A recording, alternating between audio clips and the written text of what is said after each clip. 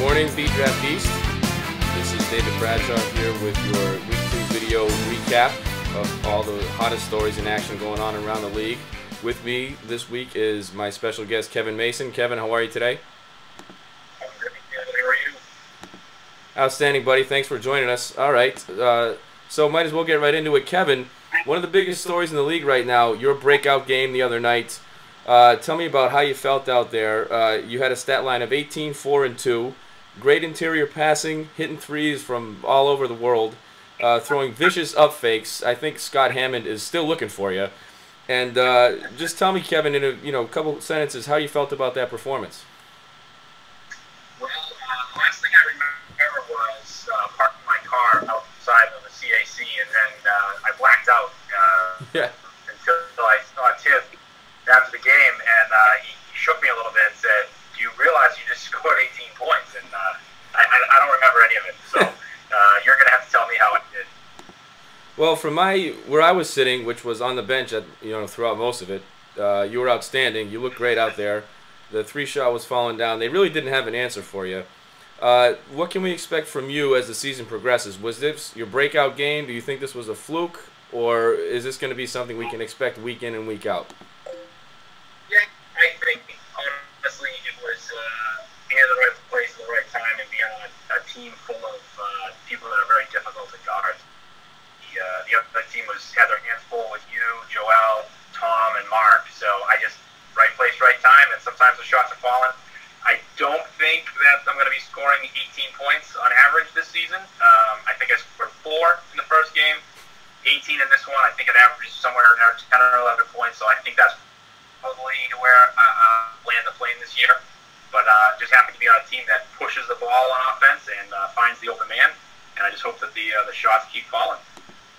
Outstanding answer. That's a very Belichick, very team answer. We love that, Mason. Thank you. All right, so next question for you. This team, despite being 2-0 and blowing the doors off a short circuit in the preseason, I think we beat them by 1,000, has gotten very little respect from Tibbs. I mean, we know Tibbs is kind of like inflammatory by nature. He's a lot like the Skip Bayless of the league. What is your take on, we always seem to fall in the power rankings, 6, 7. What do you think, Kevin? Yeah, I think that Tibbs and a lot of the league is obsessed with size, and I think maybe for say to my wife all the time, size really isn't that important. I'd much rather be surrounded by really smart, good basketball players that know how to box out, know how to play defense, and can push the ball on offense. Mm-hmm. I think that there will be some people in the league that we have a hard time guarding man on man, but we play such good team defense that I know if I between my guy basket that Joel, Tom, Mark are going to be, digging on the other end, and there'll certainly be some big guys in the league that put up some points and get some rebounds. But if we can limit the rest of the team and focus on doing what we do best, which is score, then I don't know. I think that we're going to be one of the top teams. I fully expect us to be in the playoffs and make it deep. Yeah, of course. I don't know why anyone would expect any different out of our team. I love the squad. I'd rather have Tom Colburn, who's like 5'8", $150, than a guy who's 9 feet tall but can't walk and chew gum at the same time. But maybe I'm the crazy one. I don't know. Last question. This week we're going up against Orellana Del Rey, who just lost Jeff Moshe to a vicious ACL tear, which you hate to see. We love Moshe. We want to see him back out there as soon as possible. What are your thoughts on this game, and what are your thoughts on the outlook for our team the rest of the season? Well, as I said, I like the outlook for us the rest of the season. And like I said, there'll be some teams who want to sign play a little different, play smart, box out. I think that we're going to be fine. Next week, I'm really looking forward to this game. I think Curry is a crafty veteran point guard whose teams are always going to be like Brett is going to fill in quite nicely based on his stats last week anyway. I'm glad that the league allowed them to put a solid replacement in for Moshe. I think it's important for them. Yep. When hustles, he's a spark for that team. The pizza man delivers, as they always say. He's a solid all-around player. Yep. Seth, I don't know much about, but I love the rivalry with him, the other Seth, and BDraft West. So he must be a good guy for that. Don't know too much about Denver, but between Curry, Brett, Allen, and Piazza, I think that they're going to be a tough team to beat. So I'm looking forward to the matchup.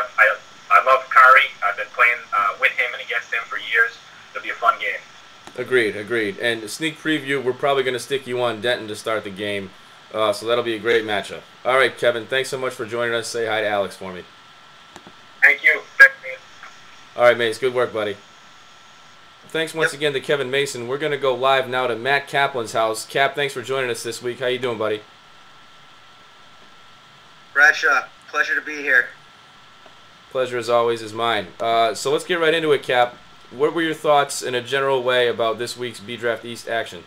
I was pleasantly surprised there was some decent talent in the league.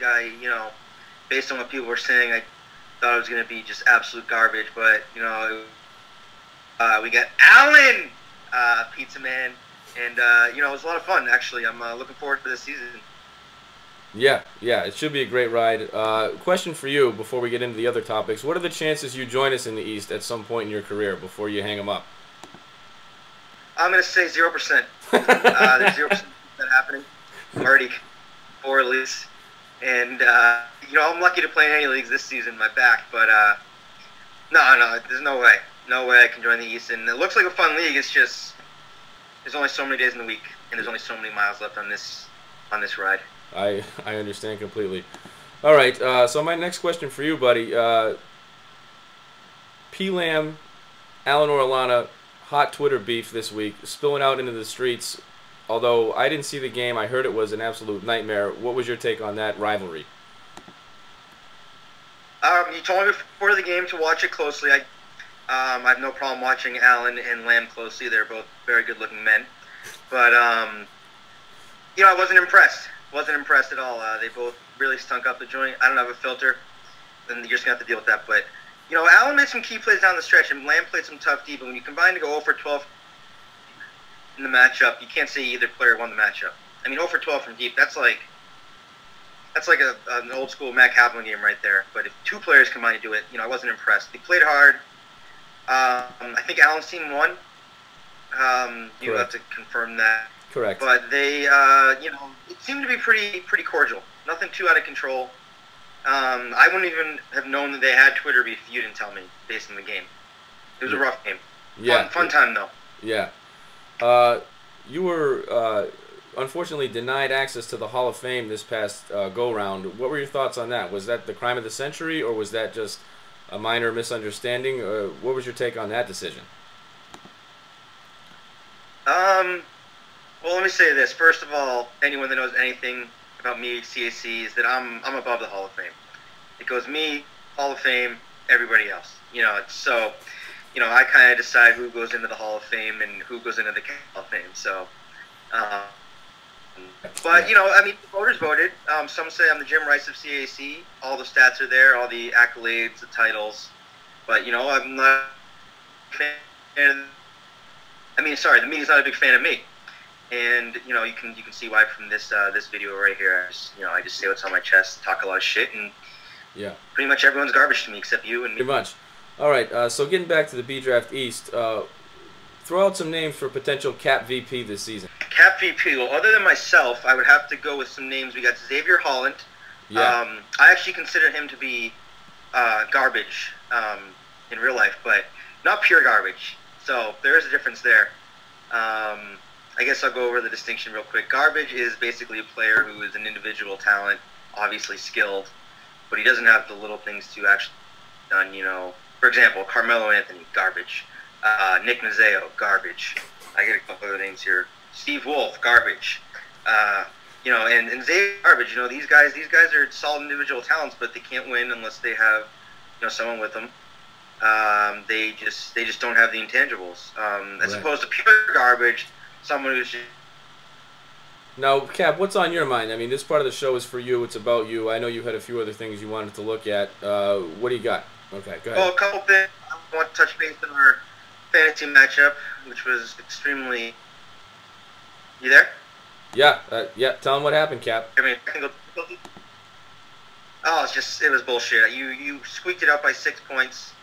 It's kind of funny. Everyone's giving me shit about not having a quarterback, and it actually bit me in the ass. But, it's week 1.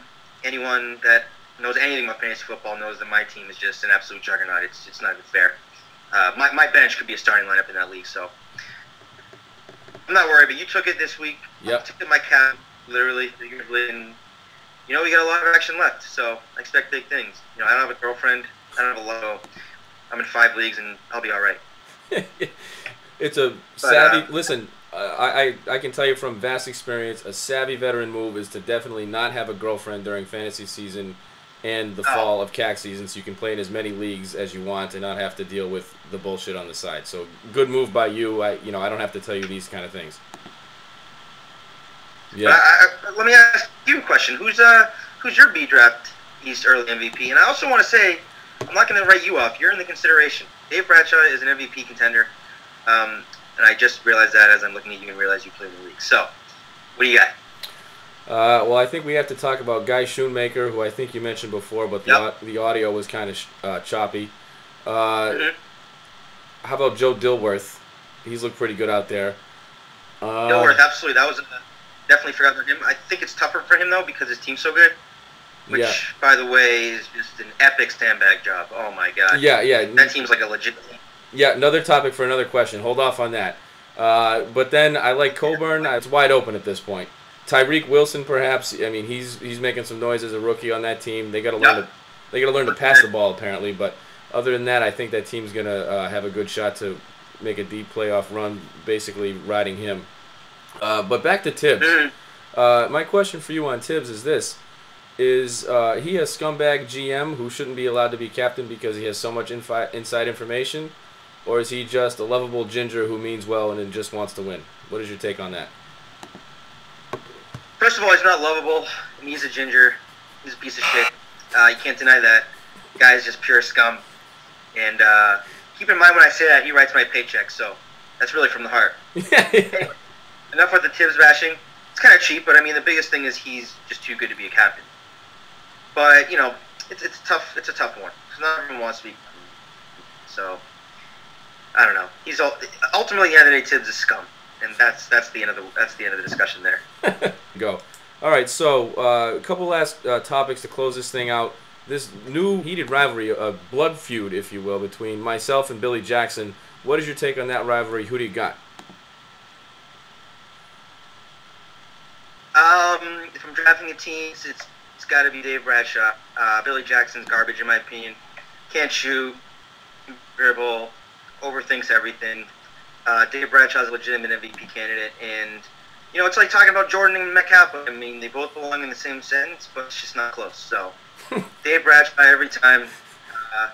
I like Billy's hair a little bit better, but they're both very good-looking men. So that's my second very good-looking men reference. It's getting weird. Yeah, a little weird. All right, so one last thing. I have a few random personalities from around the league. I have a list of them here. You're on the hot seat now. I'm going to name a guy. You give me your immediate response, quick, no more than one sentence on each of these guys. Are you ready, Cap? Oh, man, all right. I'll gather my thoughts here. Let's do it. All right, first, Jesse Corwin. Guy's out of control. He'll fucking kill you on the court, but love you off it. Guy Schoonmaker. Potential stud in this league. I'd like to see him with threes, but he'd be a force. Good player. Alan Orellana. Alan!